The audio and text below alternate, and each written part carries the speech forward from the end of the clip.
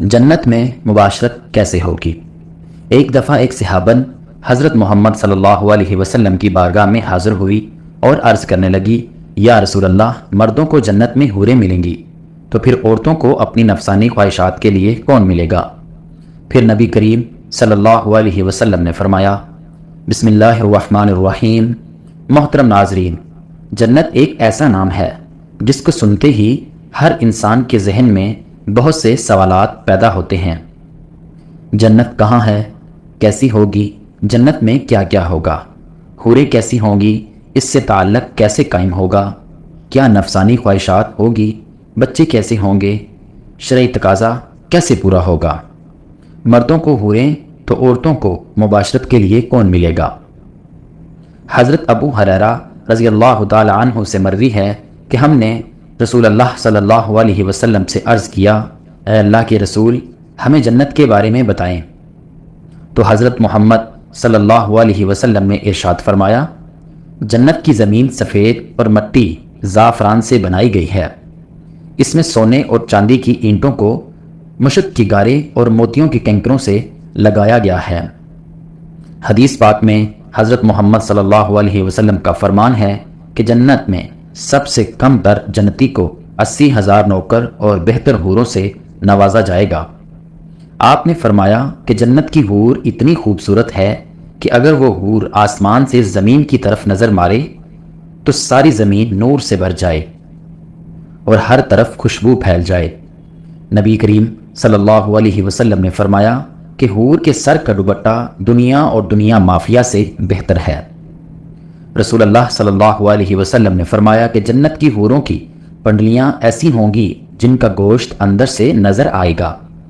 حضرت انس رضی اللہ تعالی عنہ سے مروی ہے کہ رسول اللہ صلی اللہ علیہ وسلم نے فرمایا کہ جبرائیل نے مجھے بتایا کہ جب جنتی آدمی حور کے پاس جائے گا، حور اس کا استقبال کرے گی، تم جس انگلی سے چاہو حور کو پکڑ سکو گے۔ اگر حور کا ایک بال زمین میں ظاہر ہو جائے تو مشرق مغرب میں نور ہی نور پھیل جائے گا۔ جنتی آدمی جنت میں ایسے بستر پر بیٹھا ہوگا تو اس کے سر پر ایک نور ظاہر ہوگا۔ اس کے ذہن میں یہ بات آئے گی کہ اللہ تعالیٰ اپنی مخلوق پر نظر کرم فرما رہا ہے۔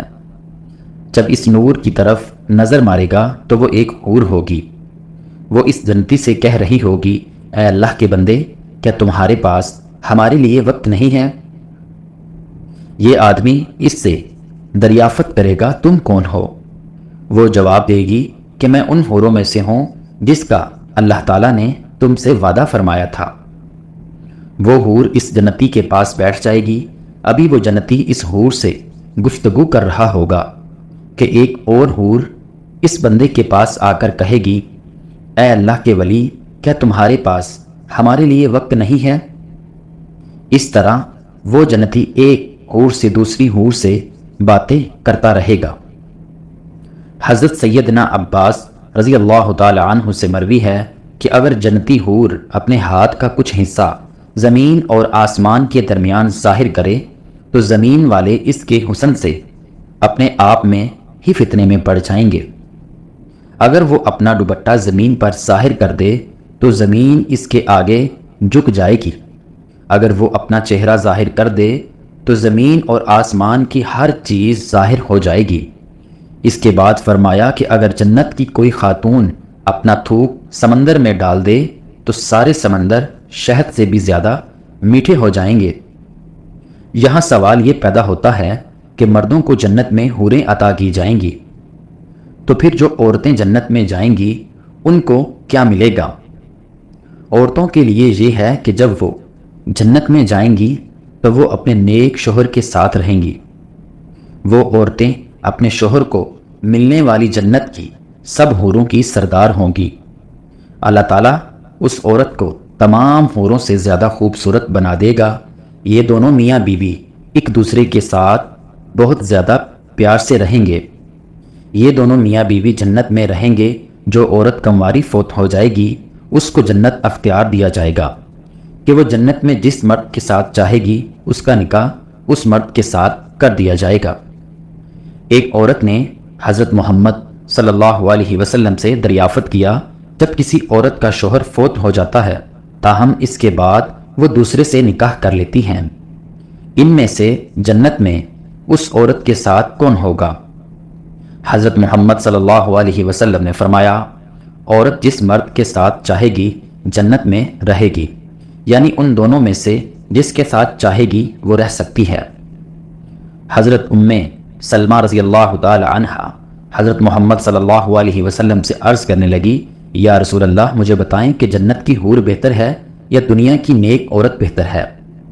آپ صلی اللہ علیہ وسلم نے فرمایا کہ دنیا والی عورت کو جنت والی عورت پر فضیلت حاصل ہوگی جو باہر والے کپڑے کو اندر والے کپڑے پر حاصل ہوتی ہے۔ ایک بار ایک یہودی اللہ تعالیٰ کے نبی کی بارگاہ میں حاضر ہو کر کہنے لگا، یا رسول اللہ جنت میں لوگ کھائیں گے پیئیں گے؟ حضرت محمد صلی اللہ علیہ وسلم نے فرمایا، جنت میں آدمی کو 100 آدمیوں کے برابر کھانا پیش کیا جائے گا، اس کو 100 آدمیوں کے برابر مباشرت کی طاقت عطا کی جائے گی۔ یہودی نے کہا، جب کوئی عورت جنت میں کھائیں پیئیں گے تو ان کو جنت میں قضائے حاجت کی ضرورت پیش آئے گی۔ اس پر نبی کریم نے فرمایا کہ جنتیوں کی حاجت اس کے پسینے کے راستے سے خارج ہو جائے گی اور اس پسینے کی خوشبو مشک کی طرح خوشبو آئے گی۔ جنت میں انسان جو کچھ چاہے گا اس کو وہ عطا کیا جائے گا۔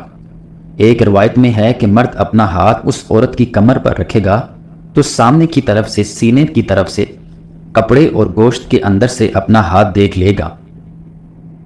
مزے کی بات یہ ہے کہ مرد جب بھی حور سے صحبت کرنے جائے گا تو اسے ہر بار کنواری پائے گا، اس سے مباشرت سے کسی کو کوئی تکلیف نہ ہوگی۔ مرد اپنی حور کے جسم کو ویسا ہی پائے گا جیسا وہ چاہے گا۔ امام احمد نے حدیث ثابت کی ہے، حضرت ابو زین رضی اللہ تعالی عنہ سے روایت ہے کہ حضور صلی اللہ علیہ وسلم نے فرمایا، نیک مرد اور نیک عورتیں جنت میں ایسے ہی لذت پائیں گی جیسے تم دنیا میں لذت پاتے ہو۔ اگر کوئی مومن جنت میں یہ خواہش کرے گا کہ اس کی اولاد ہو تو اللہ پاک اس کی یہ خواہش بھی پوری فرما دے گا، کیونکہ جنت میں جنتی کی کوئی بھی ایسی خواہش نہ ہوگی جسے پورا نہ کیا جائے گا۔ اس بارے میں ایک اور حدیث پیش کی جاتی ہے۔ حضرت ابو سعد خادری رضی اللہ تعالی عنہ سے روایت ہے کہ رسول اللہ صلی اللہ علیہ وسلم نے فرمایا، مومن جنت میں جب اولاد چاہے گا تو حمل اور پرورش اسی وقت ہو جائے گی، جسے وہ چاہے گا اب حمل کا ٹھہرنا، مدت مکمل ہونا اور اس کے بعد 33 سالہ جوان ایک ہی لمحے میں ہو جانا اس حدیث میں ثابت ہے۔ اور قابل ذکر بات یہ ہے کہ حدیث میں لفظ استعمال ہوا ہے کہ جیسے وہ چاہے گا، مطلب یہ کہ لڑکا اور لڑکی جو جنتی چاہے گا وہی پیدا ہوگا۔ حدیث سے یہ بھی ثابت ہوتا ہے کہ جنتی اولاد دنیاوی اولاد کی طرح نہ ہوگی، بلکہ یہ سارا مرحلہ ایک ہی لمحے میں مکمل ہو جائے گا۔ اور چونکہ جنت میں چھوٹے بچے نہ ہوں گے، اسی لیے بچہ پیدا ہوتے ہی 33 سالہ کڑیل جوان بن جائے گا۔